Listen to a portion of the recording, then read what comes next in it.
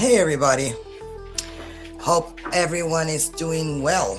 Um so today's segment is just gonna be me ranting a little bit here and there. I'm a nobody. I'm just like a little old lady sharing my thoughts on some things. For those of you who have been following me, I'm sure you're aware that I've created my own model on the nature of reality, which is a philosophical model. And, just to clear some things up, a lot of people see LFM and that it stands for Lucifer Frequency Model, and they flip out and they're like, oh, you're a Satan worshiper, and beware, she has Lucifer on her page and stuff like that, right? So I just want to go over this again one more time. So the word Lucifer comes from the Greek word phosphorus, and I'm using this word in a metaphorical way because the word means light bringer and it means self-igniting, right? So this has everything to do with my model. In my model, consciousness is described as a self-awareness mechanism that imposes a state change upon itself. And rather than a hierarchy, it is more so an inside-out mechanism. Basically, what's within it comes outward, right? It's brought outward. And with that being said, Lucifer is like the catalyst that kickstarts that awareness into action and kinetic energy and frequency, which we could call manifestation, but they're really state changes in my model. So I just wanted to go over a few clips. This guy right here, I think, has really taken the cake when it comes to figures in the manosphere. I don't know if I should cry or laugh about this BS this guy spews. It's just crazy to me. Anyway, so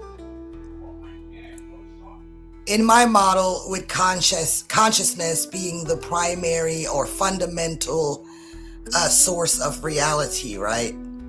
The mind then would be a fractal of that consciousness,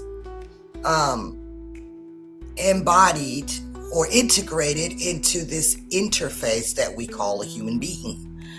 Anything material in my model is an interface. So with that being said, you would want to get the maximum function out of your interface, right? And that includes not just the physical things, right? Even though that's good, right? It's good to exercise. It's good to do healthy things and all that kind of stuff. It's good to have money, right? Money can alleviate a lot of things. That's all fine and dandy. So no one's knocking that. But, like that little biblical scripture says, what is it to gain the whole world and lose your soul? Well, in my model, the soul is simply the psyche. The psyche, which is a small fractal of consciousness integrated with your human interface. And Lucifer then is the process that kickstarts this, which forces evolution. It forces you to integrate your shadow. It's shadow work, so to speak. In psychology, we call that shadow work. We call that shadow integration. And it's just evolution. So to disregard the psyche or even emotions, which are biological, by the way, and that's a scientific fact. So to just dismiss emotions and the psyche in the way that this guy does, it's fucking ridiculous. Excuse my language. I do cuss, so if you don't like me cussing, then you can go on to the next channel or whatever. Anyway, so with that being said, he's downright spewing false information here. So, yeah, let's just go over it. And again, about the Lucifer thing. So Lucifer in my model is not an actual being. There's no such thing as a devil or a Lucifer. I'm not a Luciferian or a Satan worshiper. I am non-religious. I am considering myself as a mystic, and a mystic is also not some type of woo-woo or stuff, whatever you want to call it. I actually demystify mysticism. That's what my specialty is. It's all rooted in biology. So nothing about my philosophical model actually goes against science or biology. With that being said, Satan then only represents a different state, right? The state that is, like I said, a catalyst that kickstarts the evolutionary process. And the goal is to evolve into higher consciousness, which I would say is equivalent to what the Christ character represents. Christ consciousness, which is a higher consciousness. It's the integrated consciousness, the healed consciousness, the balanced consciousness, which we learn through the practical duality that we all experience as human beings in this realm we call the material realm. So the point is integration in it. That's the point. So to disregard the psyche is absolutely asinine. Keep in mind that if consciousness is fundamental, then you absolutely cannot dismiss the psyche. Because let's face it, if all you are is your biological thing, right, your biological meat suit, and that's absolutely all you are, then what are you? A person, a thing that just behaves based on what? Impulse? Is that all you are? An impulsive thing, right? Do you not have agency and a higher consciousness as well as a human being? That's what I'm trying to figure out. Because if you don't have feelings, if you don't have emotions, if the psyche doesn't matter, if psychology and psychiatry is all failed BS and it cannot be healed, then what are you? Do you have an inner core? Is there any kind of signal in there? Can you even manifest from the inside out if there's nothing else to you? That's the question, right? So anyway, before I go off too far, let's listen to some of this and see if he's telling the truth. Okay, let's see.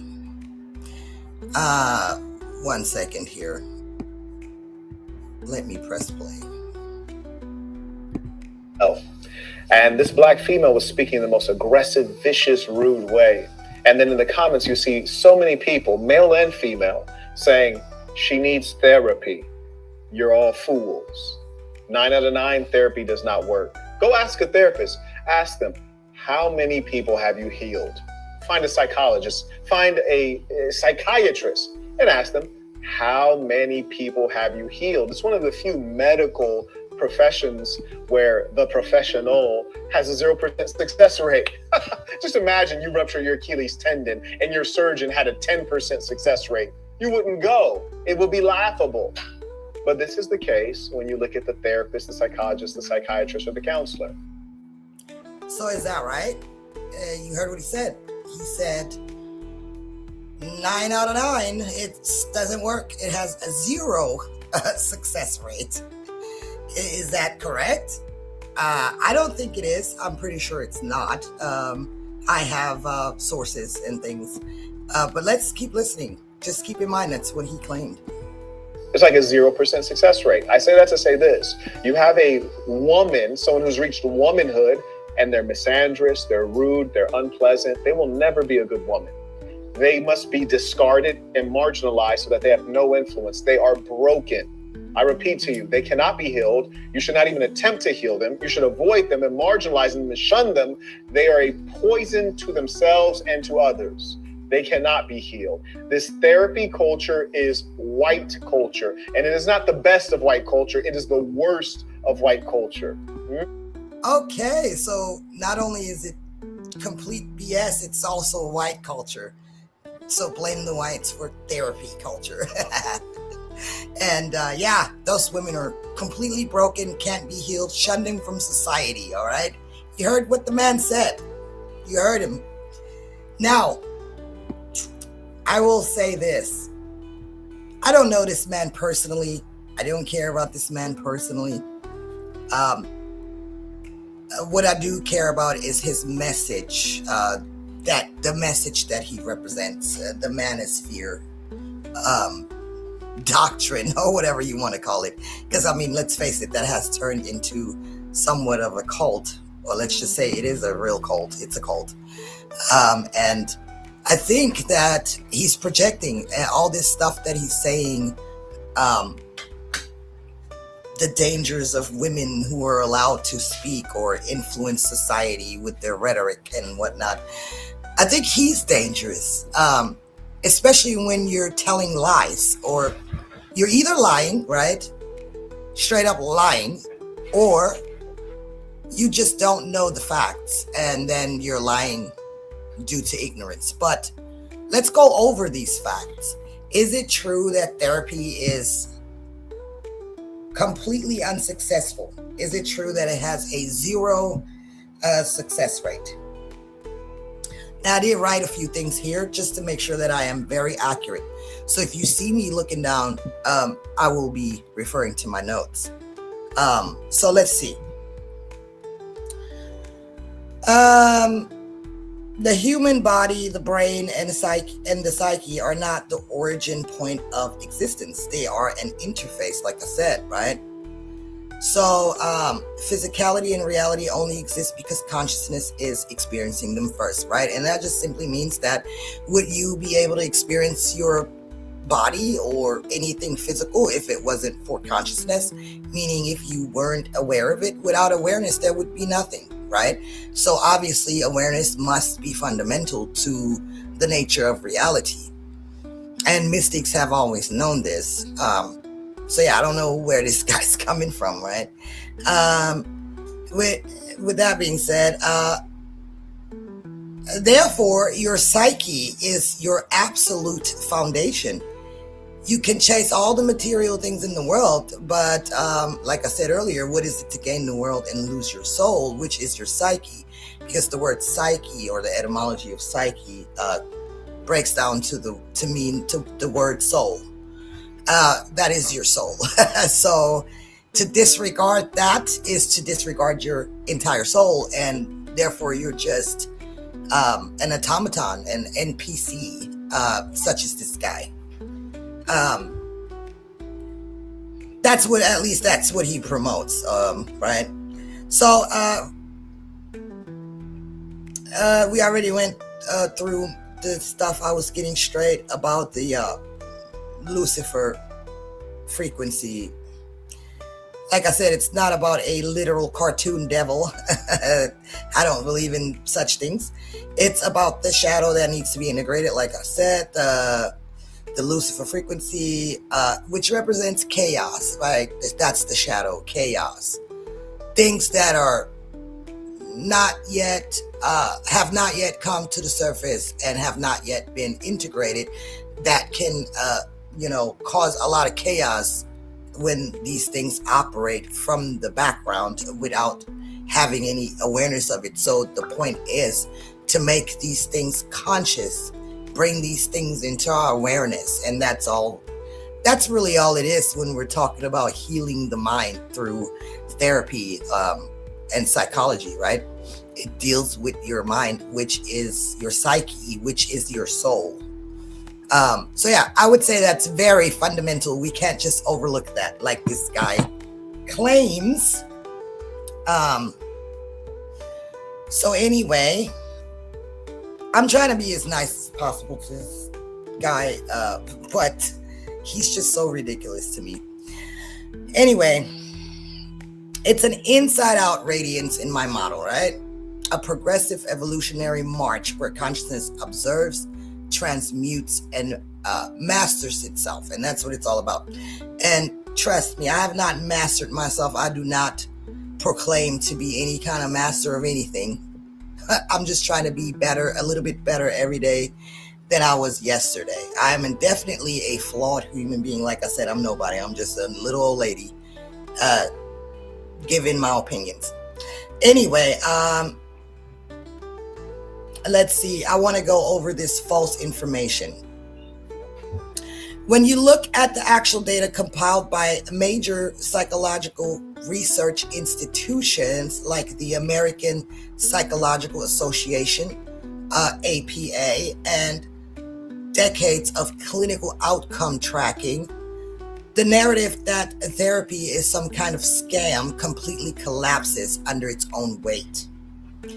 The 75% success benchmark is comprehensive data across massive meta-analysis, which shows that roughly 75% to 80% of people who enter psychotherapy experience noticeable, measurable symptom relief and improved life functioning. The average client receiving psychotherapy leaves better off than about 79% of untreated control groups. Then we can talk about the point of outperforming biomedical interventions. Extensive reviews led by researchers like Harvard psychologist Dr. Robert Rosenthal demonstrated that the positive effect of talk therapy frequently equal and in many cases exceed the efficacy rates found in standard medical and pharmacological interventions, especially for long-term recovery and preventing relapse. That's awesome, actually. So the real mechanism of failure, the fraction of people where therapy doesn't work, usually comes down to fit, severity, or lack of active client engagement. Because just like any tool, an interface requires an active user. But writing off the entire field with fake numbers just exposes someone's complete lack of scientific literacy, right?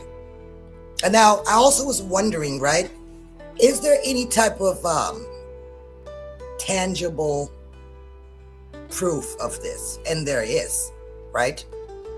So let's look at fMRI and PET scans. These have completely mapped out how talk therapy and cognitive behavioral interventions physically alter and regulate neural activity. So when researchers track brain activity before and after psychotherapy, they consistently observe real, measurable changes in the physical mechanics of the brain, restoring prefrontal control. Scans that successfully restoring prefrontal control. Scans show that I'm sorry, somebody's making noise. My bad. Restoring prefrontal control. Scans show that successful therapy helps strengthen top-down regulation from the prefrontal cortex, the area responsible for executive function, impulse control, and emotional regulation over reactive, hyperactive limbic regions like the amygdala. You know, I was diagnosed with PTSD many years ago, and I made a lot of improvements over the years. So I can actually personally attest to this. But this is real information. You guys can look this all up on your own. This is not made up. Rewiring neural circuits.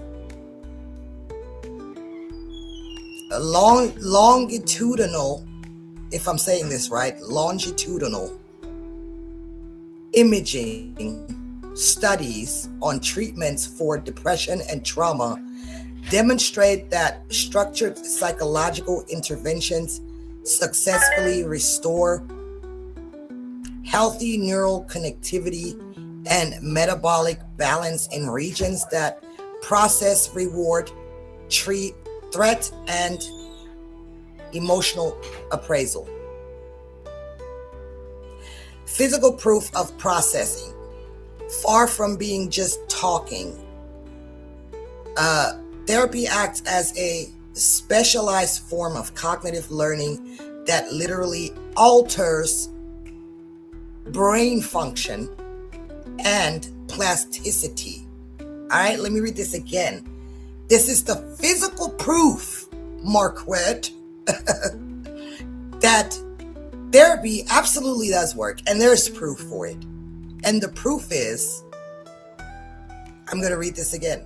Far from being just talking, therapy acts as a specialized form of cognitive learning that literally alters brain functions and plasticity, proving that the mind and the physical brain are an interconnected, responsive system. And you know, the thing about it is, someone like Marquett, who has a lot of followers, he uses exactly that. He uses brainwashing. You know, he creates this brand, he repeats it over and over, you know, and he has these code words that are associated with his movement. And, you know, he just repetitiously does this over and over and says these words over and over and over. And what do you think happens there? Exactly that, right? It rewires your brain. That's what all cult leaders do, because they actually understand this. So is he a liar or what? You know, why would he tell people that kind of stuff? Because he relies exactly on that. You know, he technically uses talk therapy to indoctrinate his audience, right? And is that necessarily bad? I wouldn't say it's necessarily bad unless you're giving them false information and you're just exploiting your followers for the grift, right? But if you have a good message, then hey, I'm not knocking anyone from doing that. I'm sitting here talking, right? And that's fine. I'm just saying, how could you sit here and say this crap when you essentially rely on this very process to sell your book, your courses, get your subscriptions, your super chats, right? You rely on this, Marquette, don't you? But then you tell the rest of the world that it's all bullshit. So yeah, I just wanted to point that out. He lied. That is false information. Therapy does not have a 0% success rate. So let's continue to watch what else he has to say.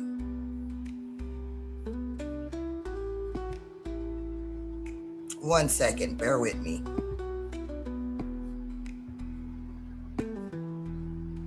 Where'd that screen go? Okay. Gentleman writes, what's really good? Peace to the Saints. My fiance doesn't want to move with me to Phoenix because she doesn't like it. How am I supposed to be a leader when she's stubborn and unsubmissive? You're lucky. If you don't have any kids with her and you have yet to marry her, start transitioning her ass out. You need a new woman, 100%. It is, listen, I cannot tell you how many times I've asked a woman, hey, would you mind living here? Fill in the blank with any place on earth. And the answer is, are you going to be there? Well, then yes, I'd be happy to be there. In the worst case scenario, a woman will say, I don't really like it. I don't speak the language, but if you're going to be there, what else do I need? Always the answer. If there's any pushback based on the location, that lets you know, well, damn, shorty, are you going there for the environment, or are you going there to be my woman? Am I the leader and you're the follower, or are we equal partners? We're trying to work out a deal. Do you ever notice that corporations don't have equal partners? They have a CEO because that is the most efficient and effective way to lead with one leader. You, sir, are lucky that you asked me this question right now. And every now and then I might say, you know what, this can go either way. Or okay, so I mean, we can clearly see a relationship to him is purely transactional. And I mean, to each his own. As long as the agreement is consensual, adults can do whatever the hell they want to. So I'm not going to really call him out for that because that's his business, right? If a woman wants to engage with a man like that, and as long as he is upfront about what he expects, and she's willing to follow and let him be the leader in that way, then that's on her, right? As long as he's upfront and honest about it, I would say. So that's his personal preference, and he believes this is the right way to go. And I'm not gonna really give too much pushback on that, because that's his prerogative. I would do this, but do what you do. I am telling you, law, get rid of her. And you don't have to get rid of her right now immediately, but start transitioning her out. Believe that. Oh yeah, you got you a real scumbag on your hands, my boy. A real scumbag. You have no idea. Because let me tell you guys something about love and respect. Number one, women communicate in love. Love is chiefly important to women and soft men. Men are about respect. Respect is everything. For example, a woman was just telling me, she says, you know, I didn't have your meal ready and you flipped out. She's like, that was an overreaction. I say, no. That was how I really feel. And that was an appropriate reaction because it was disrespectful. What? Yeah, disrespectful. The standard is that you offer me or provide me food every 4 hours. Hey, it's been 4 hours. Would you like to eat? No, I'm good right now. Great. Check back another 4 hours or another time. But this sounds kind of crazy, but I mean, if you think about it, like I said, if you have this kind of arrangement with a man and you agree to that, and let's say you agree to be financially taken care of, and you agree to be submissive, and you agree to all of that, and the expectation is to be a servant to this man, make his meals, wash his clothes, clean his house, whatever, right? If you're okay with being reduced to that and you want to be in a relationship with a man like that, and these things have been laid out on the table, fine, right? I get what he's saying. We had an arrangement. I provide these things for you, so you provide these things for me. I get that. No problem with that, right? I wouldn't say that a woman is a scumbag for not going for that in the first place. But I do agree, that guy probably needs to find him a different woman that actually wants to follow him blindly, right? If she doesn't want to go to Phoenix, then yeah, most likely they're not going to get on together very well. I wouldn't say the woman is a scumbag, though, for having her own autonomy over her own decisions, because obviously I don't agree that a man should lead a woman. I think that's stupid, because most men can't lead women, or we wouldn't be where the hell we are now in society if men were so great at leading. I mean, they are responsible for 80% of violence in this world, which is mostly committed by males. And, you know, this guy is talking basically right from that violent, dominating, controlling playbook. And what has it gotten us? I mean, look at the world, look at the state of the world and the things that are happening in it. So, yeah, I don't believe in any kind of such ideology. Sounds very, like it stems from the typical Abrahamic God, whether it's Islam or Christianity. This sounds very, traditional for sure. I don't agree with that personally.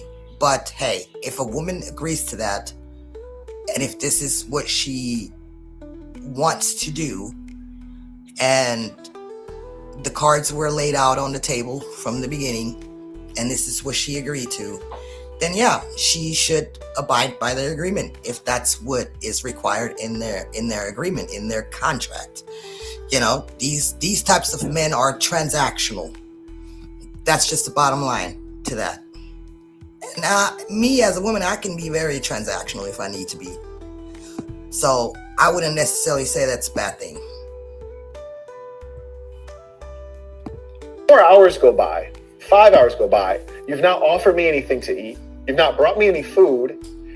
It's disrespectful because we've established the standard and the expectation. You've not shown me my respect. And yes, I'm very displeased at disrespect. And to me, respect is everything. To men in general, respect is hugely important. To me in particular, respect is hugely important. So when I feel disrespected, then yes, things are going to go left. Yeah, so also, that's fine and dandy, but respect is earned. Secondly, men aren't the only ones who should be respected. I don't know where he's getting that from, that women only operate on love, and men operate on respect. I'm going to tell you just like that. You're going to respect me whether you like it or not. Simple as that. I dare you to not respect me in my face, in person. And you can see that as masculine all you want. I am actually very proud of my masculinity, because my masculinity, it's not a fake masculinity, it's adaptation. We all have both of those energies operating within us, and how we play with those, that's on us. It's called adaptation, Marquett, when you have to build resilience and overcome things and hardship. You know, you can't do that with what we refer to as femininity, right? You have to have a little bit of masculinity to get shit done, to overcome things, to excel at things. But I mean, yeah, according to his ideology, you shouldn't be doing any of that as a woman. You should excel at shit except for being his servant, because you're going to reap the benefits, because you're going to be living in a nice house, and you're going to be able to, you know, have money and whatnot that only he controls. And if he's done with you, he can kick you to the curb, and it's like you never existed, right? So yeah, of course, every woman should want that. Sure, Bob. Yeah, sure. Okay. But yeah, the reason I wouldn't respect him in particular is because he lies. He gives out false information. So that right there is already, you get no respect. You're a liar. And as intelligent as you say you are, and all the degrees that you have, you couldn't do a little bit of extra research to make sure that the information you put out there is accurate. So you already lost points there when it comes to respect. I'm just saying. And if you'd like to understand this as a woman, think about how you feel if you feel unloved. You feel like, I don't love you.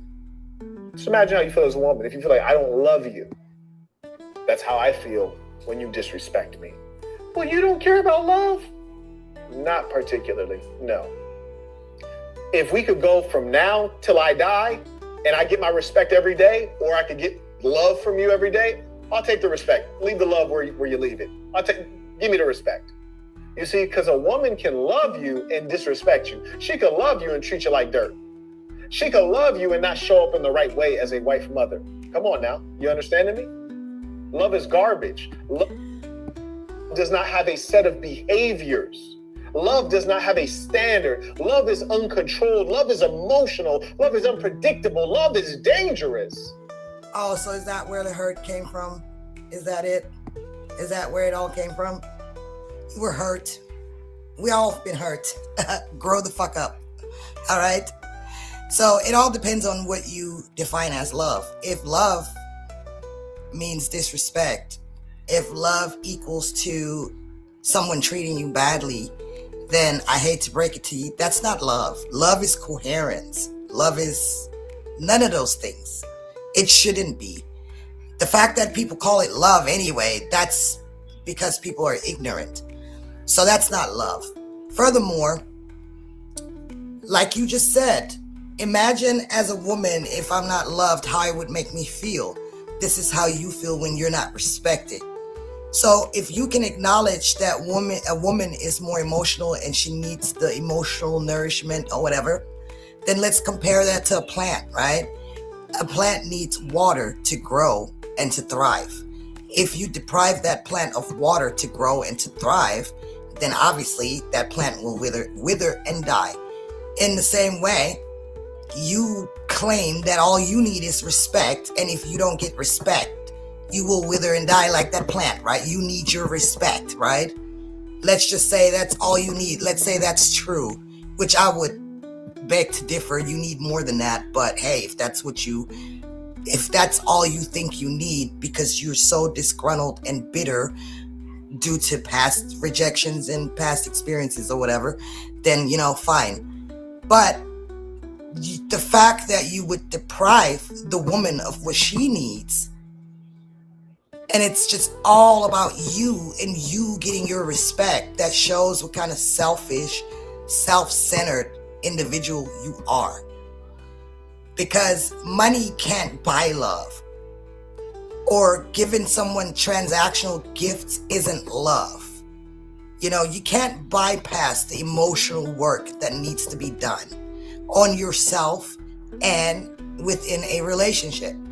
Those things are important. It's called emotional maturity. So you don't have that, sir. So that's all I got to say about that. Keep that over there. That's for the girls. It's for the girls. Men don't need to deal in love. That's for girls. For Disney movies. Stop it. Knock it off. Come on now. This person writes, what about disagreements? Will those comments be removed? Well, Sophia, I don't know if you just showed up. This will be the 4th time I said it. Yeah, guys, that was me. I was in the chat. And just to give a little context, I have the screenshots to prove this. I was in the chat and I heard him go on his little rant that he just went on. And I didn't agree with that. And so I did notice, though, that in the comment section, in the chat, in the live chat, all the comments that weren't praising Marquett or agreeing with Marquett were removed instantly. Anyone that had anything contrary to say or whatever was immediately removed.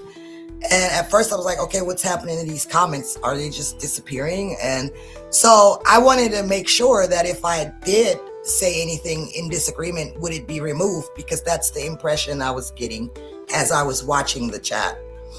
And so I asked that question. What about a disagreement? If I have a disagreement, will that be removed? So that's what he's responding to right there. The live chat is not for debate. It's not for disagreement. It's not for your negativity. If you have a meaningful objection or a meaningful point, we will give you the link to come on and express yourself. Okay, and so I would say that I did have a meaningful disagreement, but I never got the chance to say it because my comment was also immediately removed. And he said, hey, if you have a disagreement, it's meaningful, we'll send you the link. Not sure why he would automatically describe a disagreement as negativity.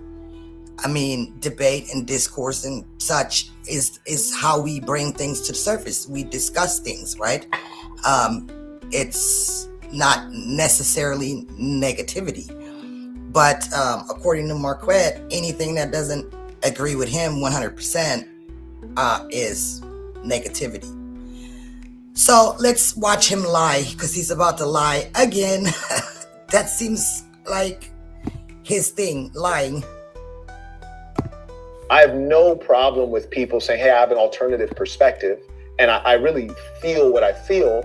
I'm not trying to get clout, but I have an alternative perspective, and I want to share it. We'll hear you out. But our comment is not.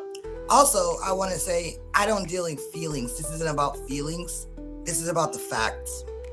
We're dealing with the nature of reality, the biological and scientific facts of reality. All right, just to make that clear.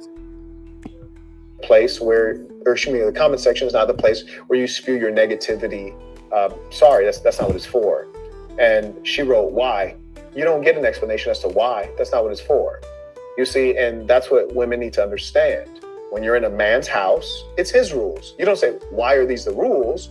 You abide by the rules or you get out of the house. So now you understand the rules of this house. If you don't like the rules, you can leave and get out of the house.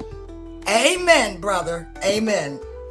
You're right. He's absolutely right. And he didn't read the comment I said after that. I said very politely, thanks for explaining that. Understood. And I left the house. And now we're in my house. And now I'm going to say whatever the fuck I want to say. Okay. So he's right. I respected his rules. I said what I said. That comment was removed. I find that interesting. And I have the screenshots of my comments that are no longer in there. Or you can abide by the rules. And that goes for everyone in the house. Everyone. I even try to follow my own rules, you see.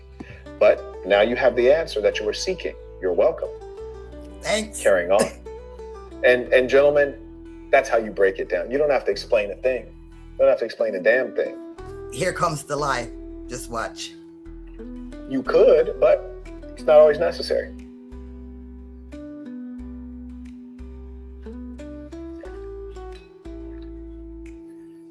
Now, carrying on. You guys will notice people feel so strongly about what they have to say.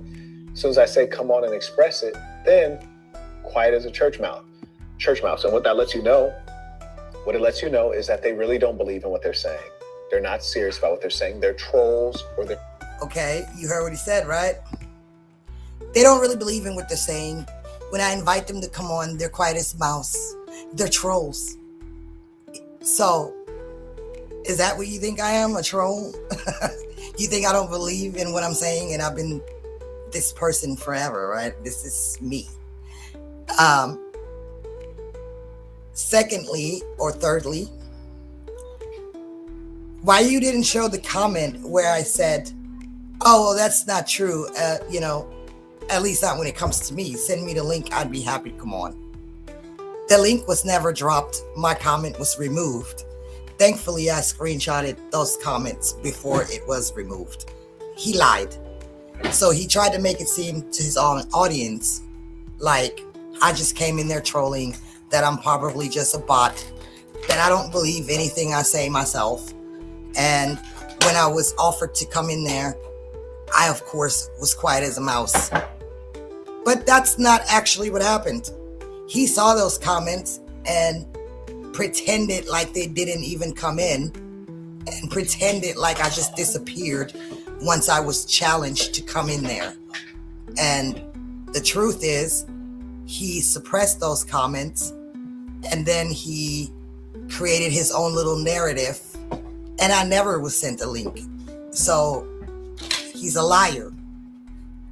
Bona fide liar. So yeah, no, I would never respect you because you're a liar. Anyway, moving right along. Bots. They're not real human beings. That's why they don't come on. You're welcome. You're welcome. You're welcome. You're welcome. I'm not a human being. I'm not a real human being. I'm just a bot sitting right here in the flesh.